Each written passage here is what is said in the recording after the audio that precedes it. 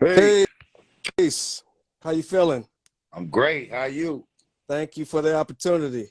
Yes, sir. Thank you for the acknowledgement. Appreciate it. No doubt. We want to go back in time to where Lord Jamar was at some 30 years ago and give us the inside scoop, maybe some things we may not have known about this particular project, and then work our way up to what you got going on in 2023. Yes, So sir. for everybody joining us, it's History Lesson, episode 177. I am with Lord Jamar from the legendary Brand Nubians. Today we're talking the 30th anniversary of In God We Trust. So, Lord Jamar, it's 1990, 1991. You guys are riding high off of One for All. The album is a 5 mic classic in the source. As that album is winding down, Grand Puba, Alamo leaves the group. Um, Talk a little bit about restructuring Brand Nubian as far as, the deal with Electra evidently is different now, as well as you need to find a DJ. So where were you at around 92 going into 93? Well, um, initially, Puba, well, first of all, 91, 92, 93. First of all, I'm a fresh father. I had just had my son in November of 92. So we was making the album at that time. So it was a lot of birth for me at that time. Puba left the group, and then Alamo left shortly after that. Restructuring, as far as the contract, it really was no real restructuring because we already was Brand Nubian, and I think there was provisions in there for people to do solo shit. So our contract was basically the same, and then I guess he made a new contract with Electra that was a shoot off of our shit, but it didn't really change anything contractually with us other than he wasn't in the group anymore. Okay. As far as DJ wise or whatever, Sin-seer was my man. We came up for years, and like he was just like my right hand man, you know what I mean? So he wasn't necessarily a DJ like that. Just like Alamo wasn't a DJ like that. A lot of people don't know. Alamo learned how to DJ later, like, doing parties and shit like that. But Alamo grew up with X. So he kind of was just around at the time. What a lot of people don't know is a lot of the scratching on the first album is me. Okay? And on In God We Trust and all of that. Like, you know what I mean? Like, I'm the one that started as a real DJ coming up in New Rochelle. So, but also other people who scratched on All for One, like Jazzy J, and I think LG might have scratched on some of those records, but I scratched on a lot of those records. Alamo didn't do any scratching. So it wasn't like we had to look for a DJ. I knew that if any scratching was going to occur, I was probably going to be doing it anyway. We just needed somebody to be in that spot and be there for shows. And at that time, the DAT machine was was coming into prominence. Because we used to try to keep it authentic and rock off the turntables, but sometimes the shows would get so crazy, people jump up and down, the shit skips and all of that. So you don't want to go through that. So we was rocking this DAT machine, digital audio tape. And we still would have people back there with the turntables, but basically they're just pressing play and pressing pause when we say stop, and then pressing play when we say go again. So it's like, all right, well, if that's what Alamo was doing, my man could do that. You know what I mean? So I just put Sin-seer in that spot. Gotcha. So take me back a little bit, because this is going to come into effect on this album that we're going to talk about. At what point did you get into producing? Okay, so it's established that Elektra wants to continue fucking because we, you know, you're not fully sure what it's gonna be. Do they want to just stick with with Puba? Like, because not all groups that break up, everybody doesn't always go on to do their own thing. You know what I mean? When Leaders and them broke up, you didn't see anything from Charlie or Dinko. You know what I mean?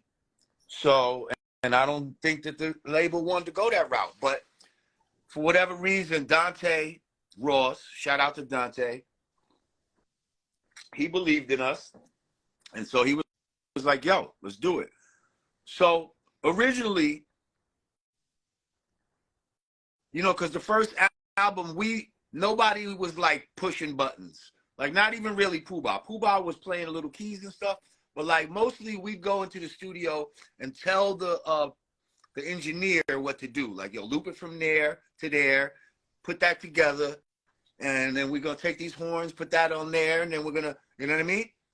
But we wasn't really like the ones actually touching the buttons.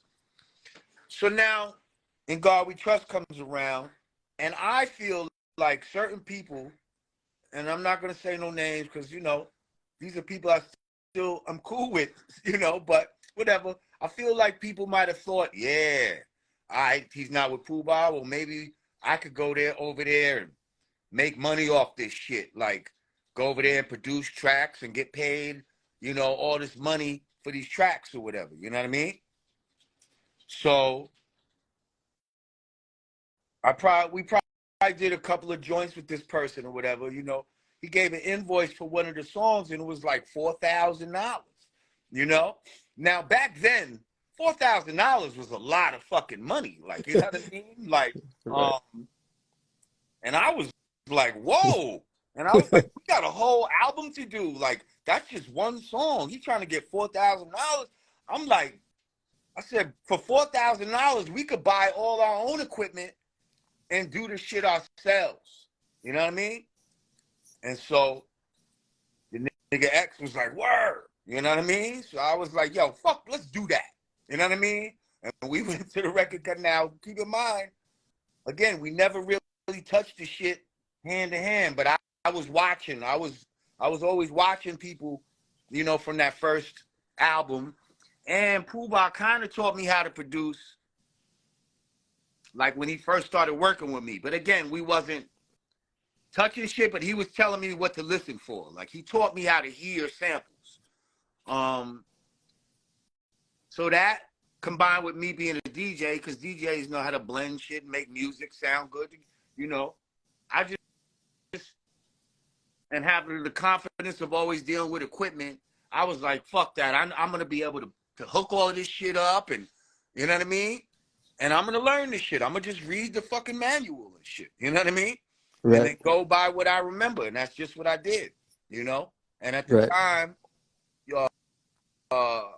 you know, since we both still lived with our parents and all of that, you know. And I lived in an apartment, but Sadat grew up in a house, so he had a basement and all that type of shit. And his pops had an extensive record collection, so we put the equipment down in his basement, and we was digging right there. You know what I mean? Like, and pops, shout out to Mr. Murphy, rest in peace. He had some joints down there. You know what I mean? Right. And he was just digging and you know, through trial and error of you know, just learning the shit. And I just took to it more because, you know, I would leave and X would sometimes try to make a beat, but it, you know, it wouldn't lock right. And he'd call me on the phone and be like, yo, what do I got to do again? I'd be like, yo, I'll be over there. Like, you know what I mean? Like, and so it just got to the point where X was more of like, yo, check this record out. He'd come with some good records, you know what I mean? And then I'd put the shit together, you know what I mean? Right. And so it turned out that I ended up producing the whole In God We Trust, except for Punk's Jump Up. But that's how we did it, through Papa Murphy's record collection, you know, and me and X's ear, and then me putting the shit together physically on the MPC 60. Right. We're going to end up laughing at the naysayers by the end of this interview and the album. But before going into that album, Puba leaving, what were you hearing as far as the industry and, you know, fans going into In God We Trust? Well, I don't know if I was hearing shit directly, but definitely the energy was that we was like the underdogs. You know, Puba was the front man, and I don't know if people felt like we had done enough to know what kind of album we could produce without Puba. So I think they liked us from the first album. They liked what we had to offer, but everybody's eyes was more on Puba and what he was doing, and rightly so. But I think some people may have been skeptical about what it was. But see, there was shit that we was going through between the time of All for One and In God We Trust. There was a time when Puba was like basically wasn't fucking with us no more, but we still had to do shows as Brand Nubian, right? So we would go to the show, and beginning of the show, you'd hear people, "Where's Grand Puba? Where's Grand Puba?" By the end of the show, round of applause, nobody's saying nothing. You know what I mean? So that kind of gave us an indication that we have enough talent and power within ourselves to, you know what I mean? Give us a chance and we'll prove to you. You know what I mean? So we was doing it at the shows. So now we was like, we got to do it on it in an album, basically. You know what I mean? Right. So that's what we went for. That's what we attempted to do. Right. So what kind of conversation did you and X have as far as the direction of this second album? I don't know if it was a lot of conversation, to be honest. I'm gonna be honest, like I'm a hip hop I'm a student of hip hop, you know what I mean? I've studied a lot of people's albums and shit like that prior to this.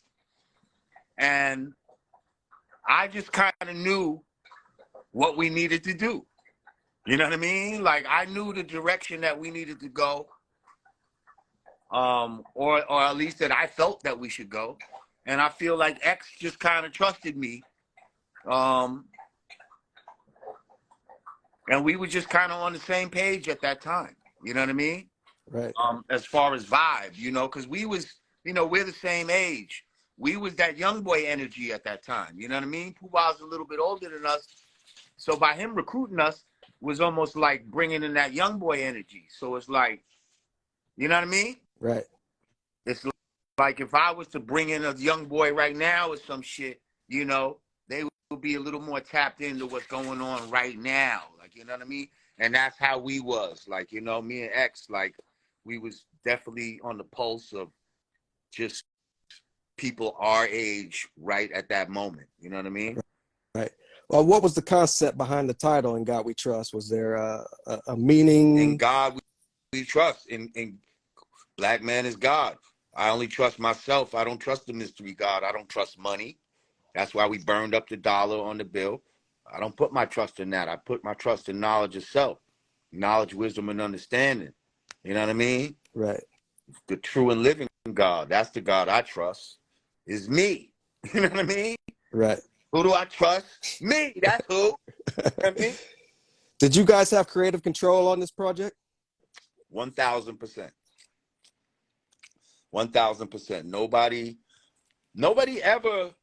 That's what one thing I could say about Elektra and Dante Ross, like that. They never suggested that we, you know, say this or that, or you know what I mean?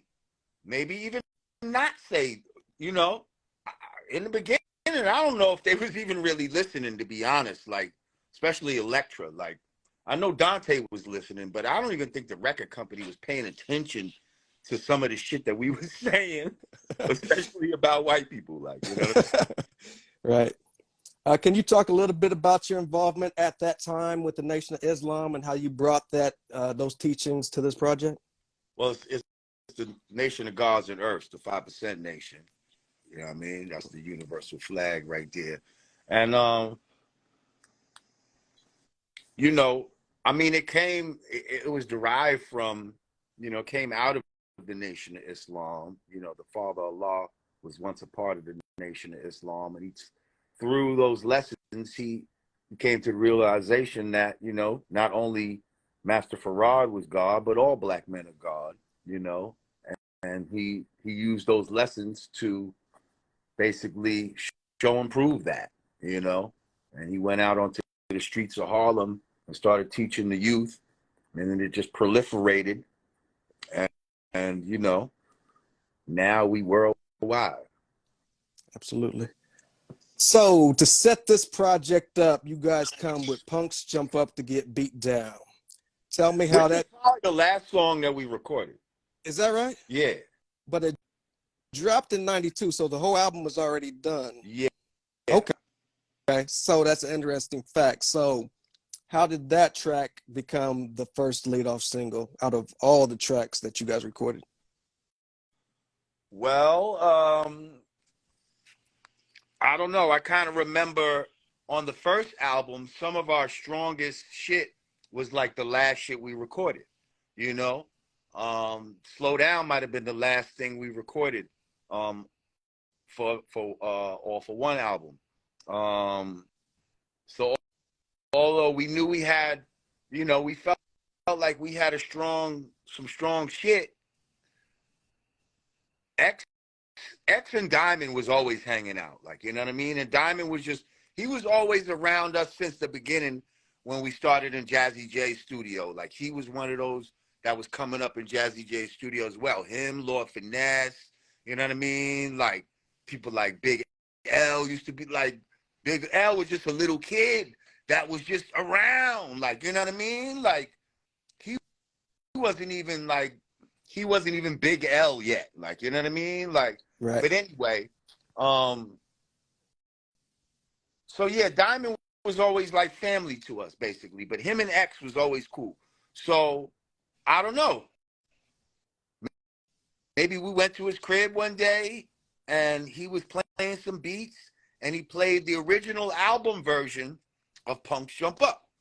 And I was like, yo, that's fucking retarded. Like, you know what I mean? Like, that's crazy. And so we did some shit to that. Yeah, we did the Punks Jump Up. Side note, Sin-seer is the one that came up with the hook for Punks Jump Up to Get Beat Down. I'm like, what even made you think of that? Like, I was like, that should sound ill, but what made you think of that? So he said he got it from, and it's crazy how one thing will beget another. So he got it from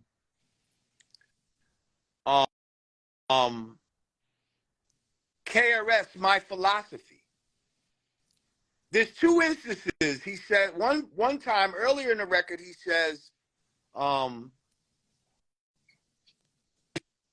pick the punk and I jump up to attack one.